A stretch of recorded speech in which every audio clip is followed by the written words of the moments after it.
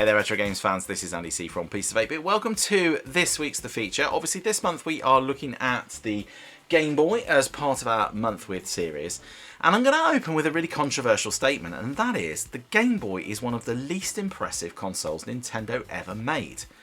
I mean, it's monochrome, its processor was pretty modest even when it launched in 1989, and within a year of its release it was facing competitors with beautiful colour screens and significantly more powerful hardware. So, on paper, it should have been absolutely destroyed. Instead, this little grey box went on to become one of the most successful games consoles ever made. Just to put that in perspective, this unit, when you include the Game Boy Color as well, so that's this one here, when you include the Game Boy Color, this unit sold 119 units were sold. And it changed the way that the world thought about portable gaming, where it was no longer just a gimmick.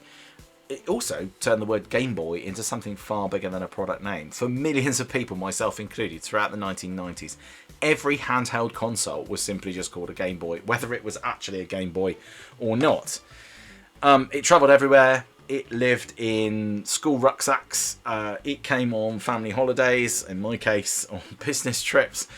And it kept children entertained on long car journeys, and, you know, adults too.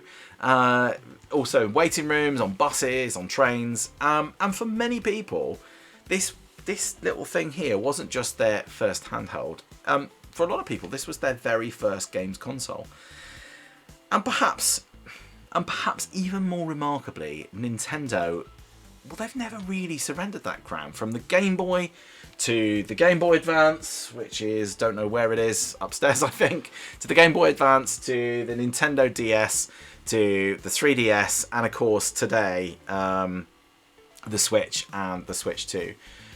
For the better part, I guess, of almost 40 years, Nintendo has remained the company that everyone else has been trying to catch in handheld gaming. And to be honest with you, they've all tried, and most have failed. I've got a Neo Geo Pocket up here. We've got the infamous PS Vita.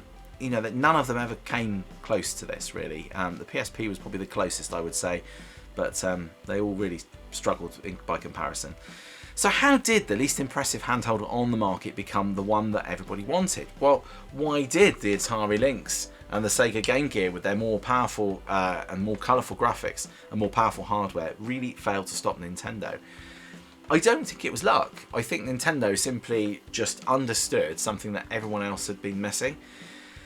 So, by the end of this video, I think that you will also agree that the Game Boy didn't win despite being monochrome. It won because Nintendo knew exactly what mattered most, something that they are particularly good at.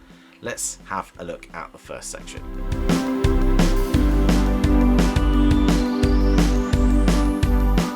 So, if you were reading gaming magazines and watching marketing material in the early 90s, then the Game Boy looked hopelessly outclassed. The Atari Lynx boasted a large colour display and hardware that looked years ahead of Nintendo's machine. The Sega Game Gear offered an illuminated colour screen and hardware based on Sega's hugely successful Master System, making it capable of bringing many of Sega's home console games into your hands. And meanwhile, the Game Boy, well, it looked old. I mean, we had 4 shades of grey, obviously no colour, no flashy graphics to speak of whatsoever. It was just no technical showpiece. If this had been a battle that was fought on specification alone, and we've been there so many times where we've talked about this, specification does not necessarily mean you're going to win, then, but if it did matter, Nintendo would have lost by miles. But then here's the crucial point, right? It's Nintendo, as they so often do these days, wasn't trying to build the most technically impressive handheld. We saw them do this with the Wii as well. They were trying to build the best handheld. Those ultimately are two very different things. So to understand why, we need to look back at the man who designed it. Let's have a look in the next section.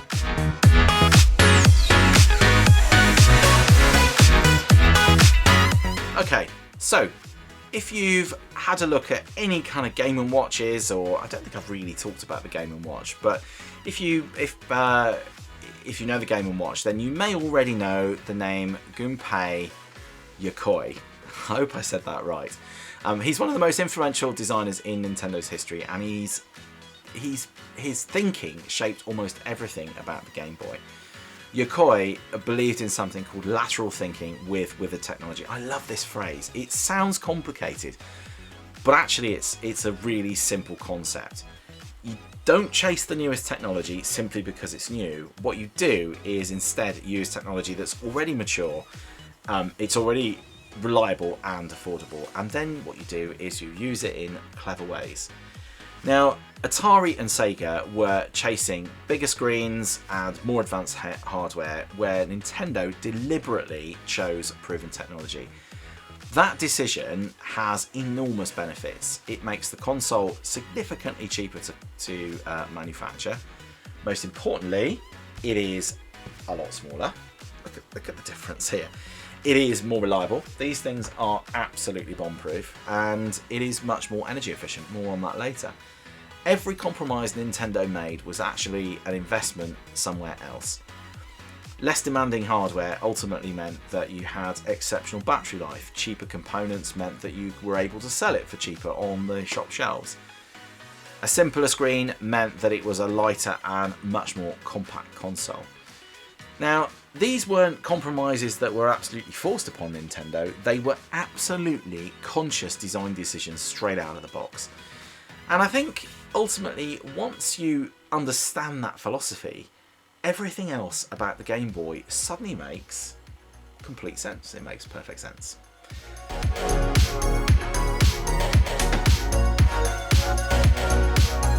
Now, let's start with perhaps the single biggest reason for the Game Boy's success. It was genuinely portable.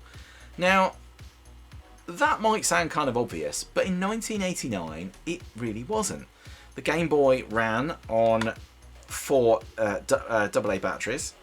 Depending on where on the batteries and the game, you could expect somewhere between maybe 15 and somewhere as much as 30 hours of gameplay. Now, this is where things start to fall apart for Atari and for Sega right away.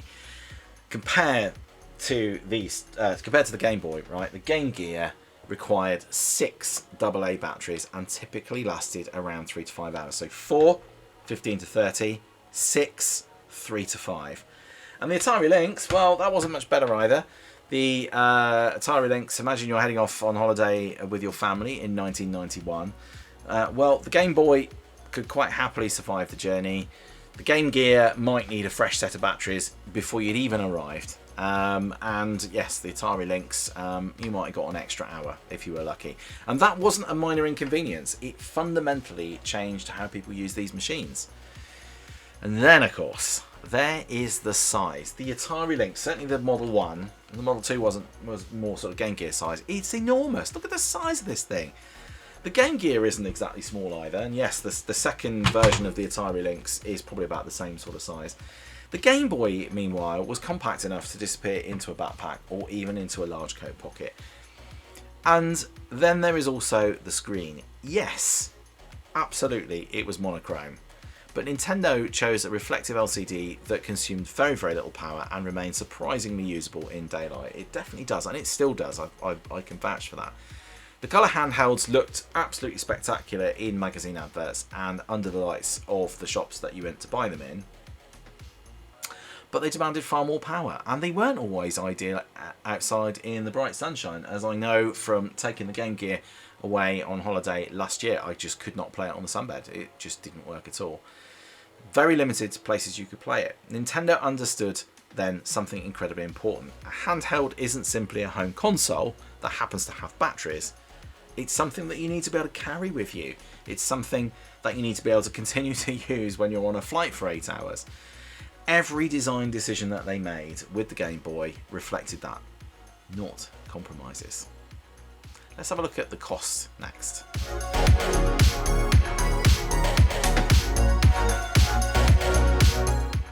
Gunpei Yokoi's philosophy didn't just create a better portable machine, it also made it dramatically cheaper. When the Game Boy launched in North America, it cost around $90. I think it was about, I seem to remember it being about £80 here in the UK. The Game Gear launched at roughly $150, so almost double. The Atari Lynx was closer to $180. That is a huge difference. And remember, these weren't premium gadgets being bought by adults. They were birthday presents. They were Christmas presents. Potentially impulse buys or rewards for passing exams. Parents weren't then asking which one has the most colours, which has the most powerful hardware, which is the one that everybody's going for. What they were asking was, which one can we afford? So Nintendo's use of mature, proven technology here really starts to pay dividends, because it meant they could sell the Game Boy at a price that made it accessible to far more families. The Game Boy wasn't just a little bit cheaper, it was almost half the price of the Lynx, and not much, almost half the price of the Game Gear 2. That ultimately made the decision for many families incredibly easy.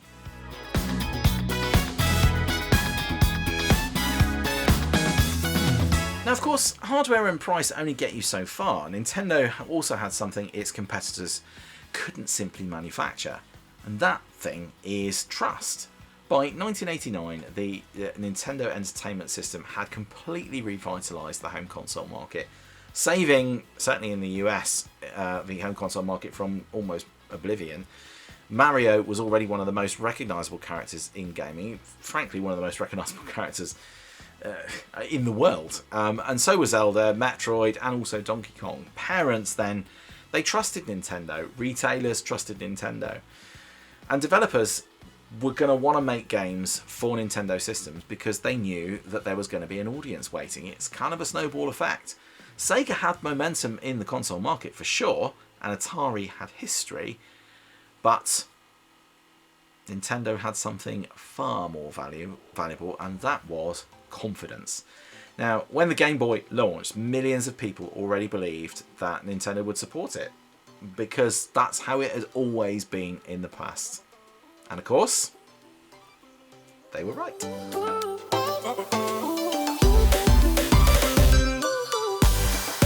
Now, of course, none of this really matters if the games aren't any good. You'll hear me say it all the time, the games make the console. Now, fortunately for Nintendo, of course, the games were exceptional. Now, there is one. Before we even talk about Mario, we need to talk about one of the smartest marketing decisions in gaming history. I'll give you a second. Do you know what it is? Of course you know what it is. It's Tetris. Rather than bundling Super Mario Land, Nintendo bundled Tetris with many Game Boy systems. That completely changed who the Game Boy then ultimately appealed to. Many would say that Mario was aimed primarily at children, although I still really like playing it now, and I make no apologies for that. But Tetris, well, Tetris appealed to everybody, whether that was children, parents, teachers, business people, grandparents, aunties, uncles, whatever. It was completely universally loved and played by anybody who was anybody. People who'd never even considered themselves gamers before now consider themselves perhaps gamers.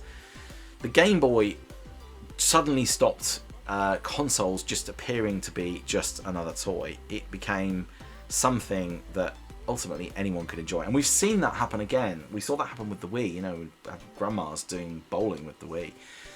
And once people owned the system, Nintendo delivered one of the greatest software libraries, arguably, ever assembled. I mean, we had some great titles. We had Super Mario Land, we had The Legend of Zelda, Link's Awakening, Metroid 2, Kirby's Dream Land, Donkey Kong, Wario Land.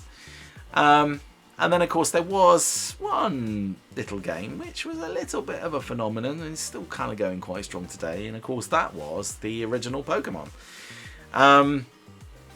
You may not have heard of it. The Game Gear had some fantastic games, of course, as well. We had Sonic on there. And the Lynx had some pretty genuinely impressive exclusives too as well. But neither machine could compete with the depth of course, the consistency and the longevity of Nintendo's library, which by this point isn't even that old. It's a remarkable thing to see how far they've come in a relatively short amount of time. So, great hardware does sell consoles at launch, but great games, well, they keep selling them for years and years.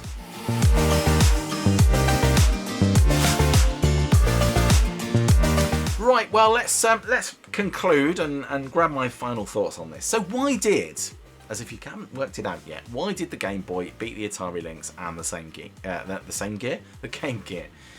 It wasn't because it had the best graphics. It absolutely didn't. And it wasn't because it had the most powerful hardware. It very definitely didn't have the most powerful hardware. It won because Nintendo understood something that its competitors didn't, something which Nintendo has always been really good at. The best handheld or the best console isn't the one with the biggest screen or the most colours or the fastest processor. It's the one, when we're talking about handheld consoles, it's the one that people actually want to carry with them every single day. The Game Boy was then affordable, it was reliable, it was compact, and its batteries lasted for days rather than hours. Just those things, every one of those is an absolute sucker punch to the rivals. Its games appealed to everyone, from children discovering Mario to adults who simply could not put down Tetris. Every single design decision served the same goal, and that was not to build the most impressive handheld, but to build the one that people would actually use. Yeah, and of course, let's not forget the sheer momentum that came with that as well. The more people that bought it, the more people that wanted to buy it. And perhaps that's the greatest lesson of all. Sometimes success doesn't come from chasing the latest technology. Sometimes it comes from understanding what people actually need and what people actually want. Really, hand on heart, what they really want. And that's exactly what Gunpei Yokoi believed. And if you look at Nintendo's history ever since, I've been hinting to it all the way through as well, it's remarkable really how little that philosophy has actually changed at all. So from the Game Boy to the Game Boy Advance, the DS, the 3DS, and of course now the Switch, and obviously most recently the Switch 2. Different technology, different audiences, different generations, but the same underlying idea. Nintendo still isn't trying to build the most powerful hardware on the market. It's still not doing that. It didn't do it with the Switch. It hasn't done it with the Switch 2. It didn't do it with the Wii. What they're doing is they're trying to build hardware that people just love to play. And perhaps that's why, nearly 40 years after the Game Boy first appeared, yeah, Nintendo is still the undisputed? Yeah, I'm going to say undisputed. Nintendo is still the undisputed king of handheld gaming. I cannot think of anybody else that comes even close. Brief dalliance with the PSP from Sony, but that's probably about it. So there you go. Hope you enjoyed that. And yeah, I thought that was quite interesting. It wasn't too difficult to research that one because, you know, to many of you watching this, you might go, yeah, those are all kind of obvious points. But sometimes it's good just to hear them all together in one place because it isn't just one thing, but it is that philosophy really that made the Game Boy so successful. But I've always, you know, I've often considered it, I've often mulled it over. When you look at the Game Gear, I love the Game Gear. I absolutely love the Game Gear. And on the face of it, you always think, like, why did that not do better? Why did it not succeed? And it really didn't succeed. And the Lynx, even less so. So it's a shame for them, but also understandable. Right, okay, that is it then. Yeah, coming up on the channel, the only bit of news I've got really is that I've got my website, hopefully by the time this goes out, should be live, and I'm going to be turning some of my videos into some articles as well. So if you want to go and read about it a little bit more instead of watching the video, if you just haven't got a moment to hop onto YouTube, I'm going to be putting some articles on there, some will be based on the videos, based on some of the research that I've been doing. And I might put a few other articles on there as well that don't necessarily correspond to videos that I've done. But there's also links to my socials and a little bit about me, and you can also find the latest videos on there as well. So if you want to go to piecesof8bit.com instead of YouTube for whatever reason. You can get pretty much everything you need from the channel from there. So I'm super excited about that. It's something I've been meaning to do for about 2 years, and I've just not really got round to finishing it. It just takes so much time to do it. So yes, finally got to a point where I've got my V1 of my website up and running. And of course next week we will be continuing with the month with, so we'll continue to look at the Nintendo Game Boy and the phenomenon that is the Nintendo Game Boy, and at the bit between we'll continue focusing on some games as well from the Game Boy. I haven't decided what to pick yet for next Wednesday. I really don't know because there's so much to choose, but there will be something, I'm sure. Just leaves me to say then, if you enjoy these videos, please do hit that like and subscribe button. Thank you so much for your support. I really do appreciate it. Obviously, you don't have to, but I do like, I do enjoy it. It makes it all worthwhile for me. So thank you so much if you've done it already or you're thinking about doing it. Obviously, hit the bell icon if you want notifications. But you know that, of course, you wonderful people. Just leaves me to say, yeah, until the next time, please do all take care of yourselves, and I will see you in the next one. Until then, bye for now.